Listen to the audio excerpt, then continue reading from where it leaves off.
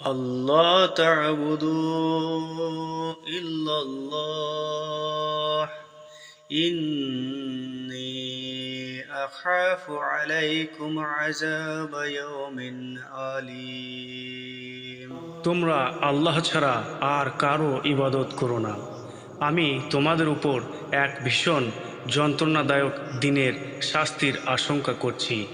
নবী নূহ আলাইহিস সালাম তার কওমকে সতর্ক করেছিলেন, আমি ভয় পাচ্ছি তোমাদের জন্য এক যন্ত্রণাদায়ক দিনের শাস্তি। আজ আমরা কি সেই সঠিক পথে চলেছি, মুত্তাকিদের অনুসরণ করছি?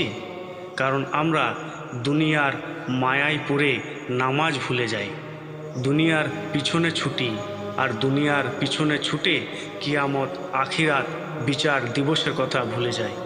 মনে রেখো, আল্লাহ ছাড়া ইবাদতের উপযুক্ত আর কেউই নেই। তার দয়া থেকেই মুক্তি, আর তার রোষেই শাস্তি। তওবা করি, ফিরে আসি আল্লাহর দিকে, কারণ সেই দিন খুব দূরে নয়।